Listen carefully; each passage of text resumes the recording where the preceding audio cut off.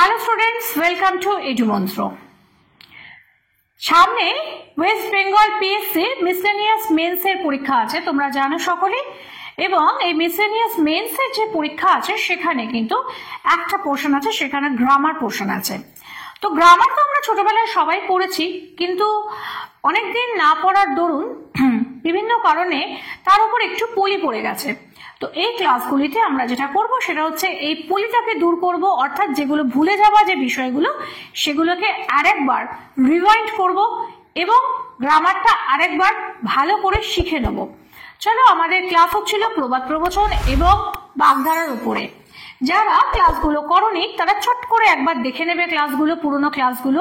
তবু তোমাদের ক্লু দেওয়ার জন্য কিছু প্রবাদ প্রবচন কাকে বলে বা বাগধারা কাকে বলে আমি একটা ছোট্ট ক্লু দিচ্ছি। তো দেখো, বাগধারা বা প্রবাদ প্রবচন বিষয়টা এরকমই যে যেটা আমরা কিন্তু ডেইলি লাইফে ইউজ করে থাকি। এবং দেখবে আমরা বিভিন্ন কথার মধ্যে এই ধরনের কিছু কথা ব্যবহার করি।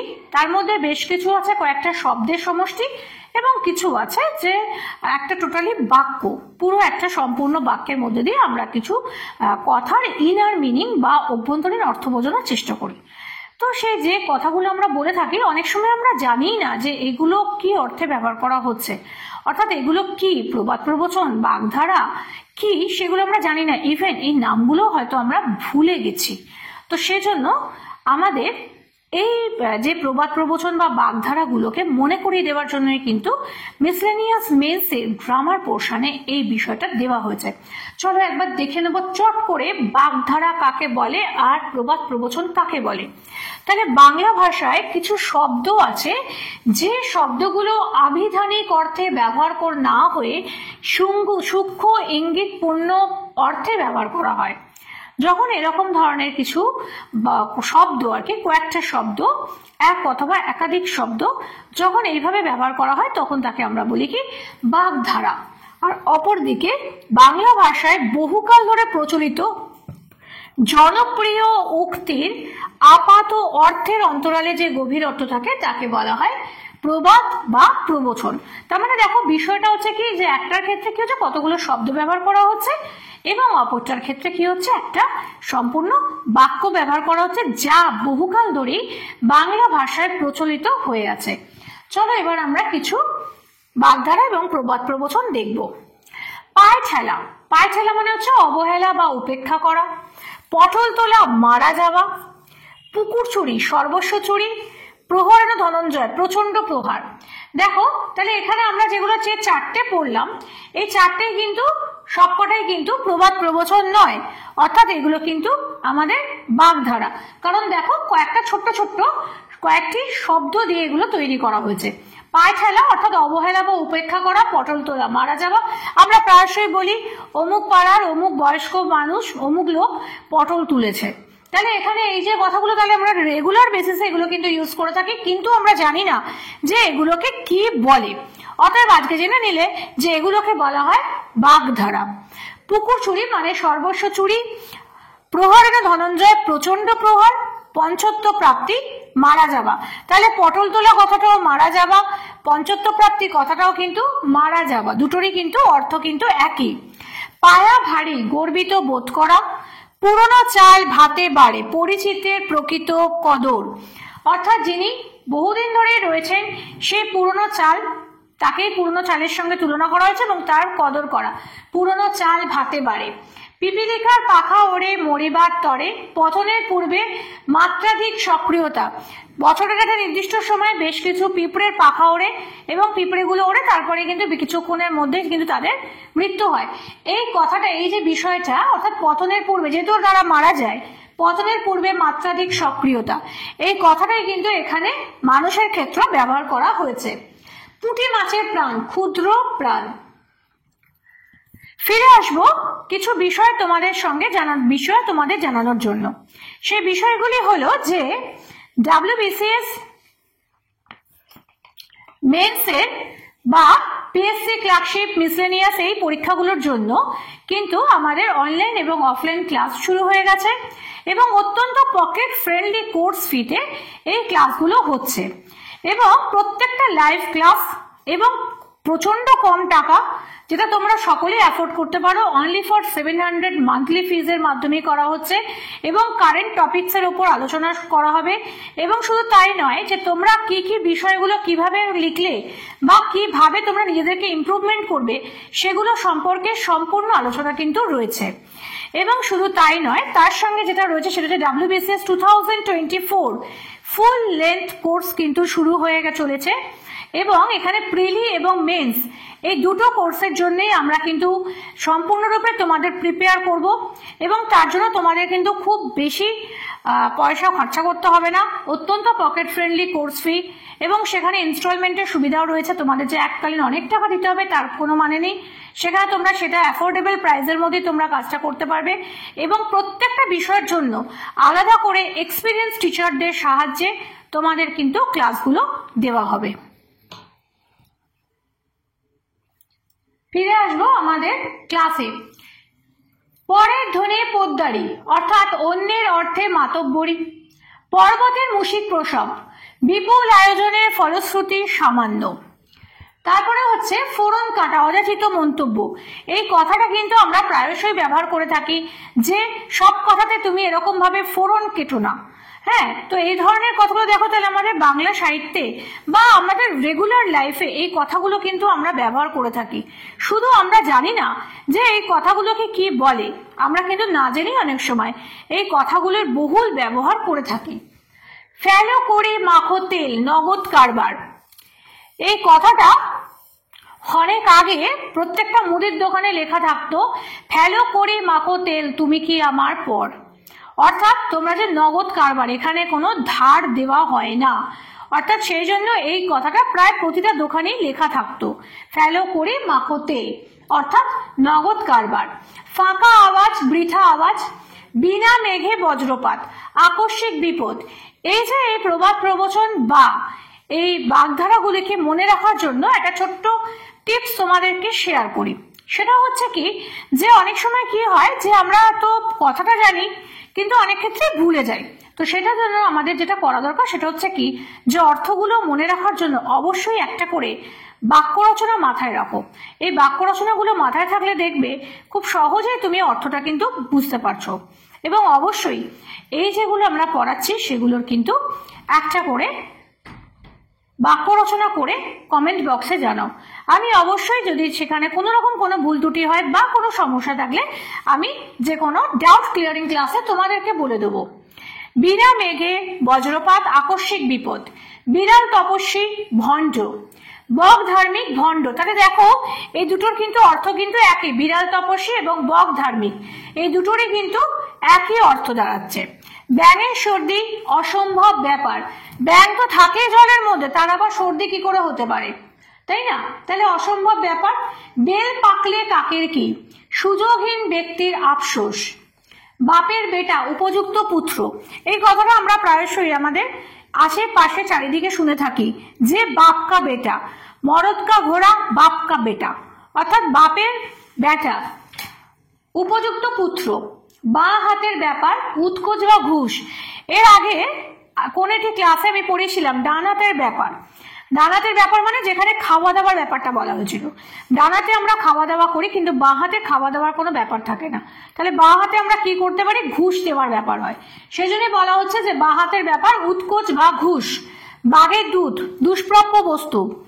বাঘের দুধ কি পাওয়া যায় নাকি? বাঘ তো আর অ্যাভেলেবেল নয়, তাহলে বাঘের দুধ যেটা সেটাও তাহলে দুষ্প্রাপ্য বস্তু। বালির বাঁধ, ক্ষণস্থায়ী। তাসের ঘর, এটাও কিন্তু ক্ষণস্থায়ী। তাহলে দেখো যে কোনো জিনিসের ক্ষেত্রে অনেক ক্ষেত্রে আমরা দেখি যে যেটা বালির বাঁধ বা তাসের ঘর যেগুলো একেবারেই সম্ভব নয় সেগুলোকে আমাদের কি বলছি, ক্ষণস্থায়ী। অর্থাৎ এগুলো নিয়ে যদি তোমরা একটা করে বাক্য রচনা মাথায় করে রাখো তাহলে তোমাদের পরীক্ষার হলে কোনো সমস্যা কিন্তু হবে না। এবং আরো বলি যে মিসলেনিয়াস পরীক্ষাতে যে তোমাদের প্রবাদ প্রবচন রয়েছে সেখানে কিন্তু তোমরা চাইলে একেবারে 10-এর 10 নম্বরটা পেতেই পারো। তার জন্য যেটা করতে হবে সেটা হচ্ছে অর্থগুলোকে মনে রাখতে হবে এবং তার সঙ্গে উপযুক্ত বাক্য রচনা করতে হবে। ব্যাঙের আধুলি, সামান্য অর্থ। বিসমিল্লাহ গলদ, শুরুতেই ভুল। এটা আরেকটা কথা হতে পারে, সেটা হচ্ছে কি গোড়ায় গলদ।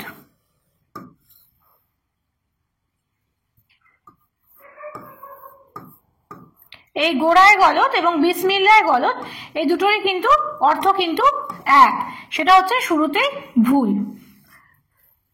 বাঘে গরুতে এক ঘাটে জল খায়, ভয়ের কারণে অসম্ভব কাজ। বজ্র আটুনি ফসকা গেরো, আপাত কঠিন শাসন ব্যবস্থার বাস্তব ব্যর্থতা। বাস্তু ঘুঘু, বাস্তু ঘুঘু মানে হচ্ছে কি গৃহে বসবাসকারী অপকারী ব্যক্তি। ভস্যে ঘি জ্বালা, ভস্যে মানে হচ্ছে ছাইতে, ছাইয়ের ওপর ঘি ঢাললেও যা আর না ঢাললেও তাই, তাই বলা হয় ভস্যে ঘি জ্বালা। ছোটবেলায় যখন আমাদের রেজাল্ট কোনো কারণে খারাপ হয়েছে বা পড়াশোনা কোনো কারণে অমনোযোগী অবস্থায় কেউ দেখেছে, তখন বাবা মায়েরা প্রায়শই এই কথাটা বলেছে, তাই না? ভস্যে ঘি ঢালা হচ্ছে, কিচ্ছু পড়াশোনা করে না। তো সুতরাং এই যে কথাটা, এটা অপাত্রে দান। ভিজে বেড়াল ভণ্ড, এই দেখো এর আগের ক্লাসে আগের পার্টেও কিন্তু আমরা এরকম ধরনের একটা পেলাম, যেখানে আমরা এখানে দেখো যে দুটোই কিন্তু একই অর্থ দেখলাম, যে বিড়াল তপস্বী বা ভিজে বেড়াল, এই কথাগুলো কিন্তু একই, যার অর্থ হচ্ছে কিন্তু ভণ্ড। ভাজা মাছ উল্টে খেতে জানে না, খুব নিরীহ। ভাগের মা গঙ্গা পায় না, অনেকের দায়িত্বে কাজ পণ্ড। ভারে মা ভবানী ভণ্ডার শূন্য। অর্থগুলো তো আমি লিখে দিয়েছি, তোমাদের কাজ কিন্তু অবশ্যই প্রত্যেকটার অর্থগুলো অনুযায়ী দেখে একটা করে বাক্য রচনা তৈরি করে রাখা। ভীষ্মের প্রতিজ্ঞা, দৃঢ় প্রত্যয়। মেঘনা চাইতেই জল। মশা মারতে কামান দাগা, সামান্য ব্যাপারে বিরাট আয়োজন। মিছিরির ছুরি, মিষ্টি মুখে মর্মভেদী কথা। মান্ধাত্তার আমল, প্রাচীনকাল, মান্ধাত্তার আমল থেকে এই একই ঘটনা চলে আসছে। মান্ধাত্তার আমল মানে হচ্ছে কি প্রাচীনকাল। মগের মুল্লুক, স্বৈরাচারী অবস্থা। এই কথাটা আমরা প্রায়শই বলি, মগের মুল্লুক পেয়েছো নাকি, যা খুশি তাই বলবে, যা খুশি তাই করবে, সেই মগের মুল্লুক স্বৈরাচারী অবস্থা। মোল্লার দৌড় মসজিদ, সামান্য ব্যক্তি সামান্য ক্ষমতা। আমরা অনেক সময় বলে থাকি এই কথাটা, যে আর কোথায় যাবো, ওই তো দৌড়, তো এই মোল্লার দৌড় মসজিদ, অতএব ওর বেশি আর জায়গা নেই। মরার ওপর খাড়ার ঘা, পরপর আঘাত। যতক্ষণ শ্বাস ততক্ষণ আস, শেষ সময় পর্যন্ত অপেক্ষা। জমের অরুচি মৃত্যুহীন, যেমন বুনো ওল তেমনি বাঘা তেঁতুল, উভয় সমান, এবং যেখানে বাঘের ভয় সেখানে সন্ধ্যা হয়। এই কথাটা তো আমরা প্রায়শই বলি, যেখানে বিপদ, বিপদের মাঝে আর একটা বিপদ এসে উপস্থিত হওয়া, যেখানে বাঘের ভয় সেখানেই সন্ধ্যা হলো। আজকেই ভাবলাম অমুকের সঙ্গে দেখা করব না, আর ঠিক সামনাসামনি তার সঙ্গে আমাদের দেখা হলো, অর্থাৎ যেখানে বাঘের ভয় সেখানে কি হলো, সন্ধ্যা হয়।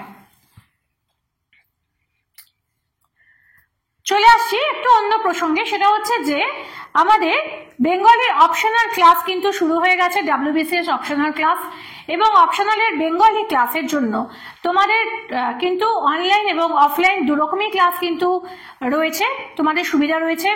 6 থেকে 8 মাসের কোর্সের মধ্যে তোমাদের পুরো কোর্সটাই করিয়ে দেওয়া হবে, এবং খুব পকেট ফ্রেন্ডলি একটা কোর্স ফি এর মাধ্যমে করানো হবে। এককালীন যদি কেউ পুরো ফিসটা ক্লিয়ার করতে যাও তাহলে তাকে 4000 দিতে হবে, এবং যদি সেটা কারোর পক্ষে অ্যাফোর্ডেবল না হয় সেক্ষেত্রে মান্থলি 800 করেও কিন্তু করা যেতে পারে। এবং এক্ষেত্রে কি হবে, ফুল নোটস তোমাদের দেওয়া হবে, এবং তার সাথে যেটা করানো হবে, যে পরীক্ষার পুরনো বিগত বছরের কোশ্চেন গুলোর সঙ্গে সঙ্গে কি ধরনের পেপার আসতে পারে তার উপরে একটা মক টেস্টের ব্যবস্থাপনা আছে। এর জন্য যা করতে হবে সেটা হচ্ছে যে আমাদের স্ক্রিনে দেওয়া যে নাম্বার আছে, এই নাম্বারে তোমাদের যোগাযোগ করো। স্ক্রিনে দেওয়া নম্বরে যোগাযোগ করে এখানে আমাদের এক্সিকিউটিভসরা রয়েছেন, ফ্যাকাল্টিসরা রয়েছেন, এদের সঙ্গে কথা বলো এবং সময় নষ্ট না করে চট জলদি জয়েন করো এডুমন্ত্রে। এবং শুধু তাই নয়, WBPSC মিসলেনিয়াসের জন্য, মেন্সের জন্য কিন্তু তোমাদের ক্লাস শুরু হয়ে গেছে, এবং অনলাইন অফলাইন দুরকম ভাবে ক্লাসটা হতে পারে। এবং পকেট ফ্রেন্ডলি কোর্স ফি 2499 টাকায় এই কোর্সটা দেওয়া হচ্ছে। এবং যারা এখনো অবধি ভাবছো মিসলেনিয়াস ক্লারিক্যাল বা মিসলেনিয়াস মেন্সের পরীক্ষা দেবে, চট করে যোগাযোগ করো, স্ক্রিনে দেওয়া নাম্বারে আমাদের যোগাযোগ করো, এবং অনলাইন ক্লাস ঘরে বসে ভিডিও কলিং এর মাধ্যমে এই কোর্সটা করতে পারবে। এবং শুধু তাই নয়, যে কোনো বিষয়ে ডাউট ক্লিয়ারিং এর জন্য তোমাদের ক্লাস আছে, মক টেস্টের সুবিধা আছে, এবং তার সঙ্গে তোমাদের কারেন্ট যে টপিকস গুলো সেই টপিকস এর উপর টোটালি আলোচনা করা হবে। চলো আবার আমরা ফিরে যাব আমাদের ক্লাসে। আলোচনা করছিলাম যে প্রবাদ প্রবচন এবং বাগধারা নিয়ে। এবং দেখো এখানে আবার আমরা চলে আসছি, যত গর্জে তত বর্ষে না, অর্থাৎ যতটা গর্জন করে ততটুকান কিন্তু বর্ষণ হয় না। কথা বেশি কাজ কম, যা নেই ভারতে তা নেই ভারতে। এই কথাটা খুব অদ্ভুত লাগছে, আমরা এই কথাটা কিন্তু ইউজ করে থাকি কখনো কখনো। যা নেই ভারতে তা নেই ভারতে, তাহলে দুবার ভারত কথাটা ব্যবহার করা হয়েছে। অর্থাৎ যা ভারতবর্ষে নেই, যা মহাভারতে নেই তা ভারতবর্ষেও নেই। অর্থাৎ প্রথমে যেটা কথাটা আছে, যা নেই ভারতে, অর্থাৎ যা মহাভারতে নেই তা নেই ভারতে, অর্থাৎ তা সমগ্র ভারতবর্ষে কিন্তু খুঁজে পাওয়া যাবে না। অর্থাৎ যে মহাভারতে সব আছে, যে রাঁধে সে চুলও বাঁধে, প্রকৃত কাজের লোক সব পারে, যে রান্না করে সে চুলও কিন্তু বাঁধতে পারে। রথ দেখা কলা বেচা, একসঙ্গে দুটি সমস্যার সমাধান। রাঘব বোয়াল ক্ষমতাবান ব্যক্তি, রতনে রতন চেনে সমপ্রকৃতির লোক। এই কথাটা বিভিন্ন বাংলা সাহিত্যের বিভিন্ন জায়গাতে কিন্তু আলোচনা করা হয়েছে। রতনে রতন চেনে শুয়োরে চেনে কচু, এই কথাটা ব্যবহার করা হয়েছে। দেখো এর প্রথম যে অংশটা রতনে রতন চেনে, এই কথাটাই কিন্তু একটি বাগধারা রূপে ব্যবহার করা হয়েছে। সমপ্রকৃতির লোক, রাজায় রাজায় যুদ্ধ হয়, উলু খাগড়ার প্রাণ যায়, প্রভাবশালীদের কলহে সাধারণ মানুষের জীবন অতিষ্ঠ। অর্থাৎ যেখানে দেখা যাচ্ছে যে রাজায় রাজায় যুদ্ধ হলো, কিন্তু যে ছোট ছোট যে উলু খাগড়ার যে গাছগুলো আছে সেগুলোর প্রাণ নষ্ট হয়ে গেল। অর্থাৎ যুদ্ধের সময় কি হলো, যে বড় বড় গাছের তো ক্ষতি হলো না, কিন্তু ছোট ছোট যে গাছগুলো, যে আগাছাগুলো জন্মেছিল বা ছোট ছোট যে গাছগুলো হয়েছিল পায়ের চাপে, সেগুলো শেষ হয়ে গেল। অর্থাৎ সাধারণ মানুষের ক্ষেত্রেও তাই, যে বড় বড় জিনিস যারা প্রভাবশালী ব্যক্তি তাদের কোনো সমস্যা না হলেও সাধারণ মানুষের কাছে কিন্তু সেটা খুব সমস্যার জায়গা হয়ে যায়। অতএব রাজায় রাজায় যুদ্ধ হয়, উলু খাগড়ার প্রাণ যায়, প্রভাবশালীদের কলহে সাধারণ মানুষের জীবন অতিষ্ঠ। লঙ্কা কাণ্ড তুমুল কলহ, লাগে টাকা দেবে গৌরী সেন, ধনী পৃষ্ঠপোষকের টাকায় যথেচ্ছ ব্যয়।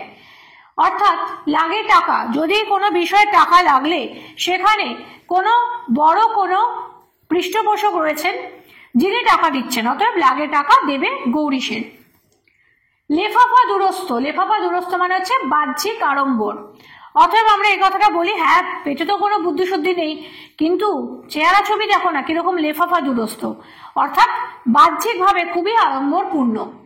ল্যাজে গোবরে নাজেহাল অবস্থা, শাক দিয়ে মাছ ঢাকা, অপকর্ম ঢাকার চেষ্টা, শাখের করাত উভয় সংকট, শিরের সংক্রান্তি সম্মুখ বিপদ। আমরা বলি না যে আমার সামনে আমার শিরে সংক্রান্তি পরীক্ষা, এখন আমার বিয়ে বাড়ি যাবার সময় নেই, সেই রকম। শিবরাত্রির সলতে একমাত্র অবলম্বন, ষাঁড়ের গোবর অপদার্থ, শূন্য কলসির আওয়াজ বেশি। যে ব্যক্তি কম জানে তিনি কিন্তু অনেক বেশি আওয়াজ দেন, অর্থাৎ শূন্য ব্যক্তির আওয়াজ বেশি।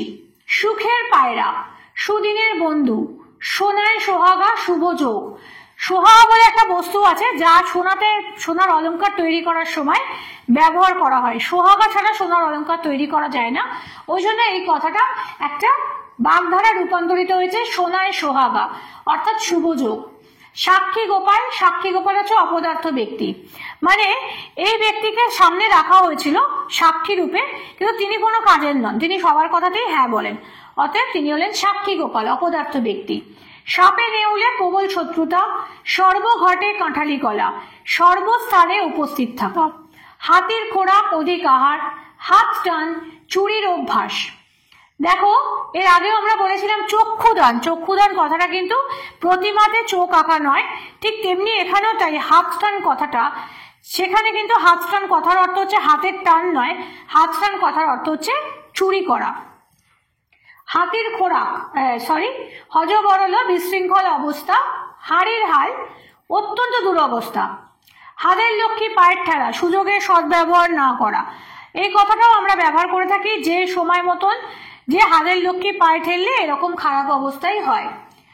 হরিহর আত্মা অত্যন্ত বন্ধুত্ব, হাতি পোষা ব্যয়বহুল, হাটে হাড়ি ভাঙা, গুপ্ত ব্যাপার প্রকাশ করা, হালে পানি পাওয়া, নিদারুণ বিপদে সাহায্য প্রাপ্তি, হাড় জুড়োনো স্বস্তি লাভ, তুই গেলে আমার হাড় জুড়ায়, তুই স্কুলে যখন চলে যাস, আমাদের মায়েরা ছোটবেলাতে যখন খুব বাচ্চারা খুব দুষ্টুমি পড়ে তখন বলে উফ বাবা স্কুলে গেলে যাবার পরে আমার হাড় জুড়ায়, বাবা শান্তি পাই একটু।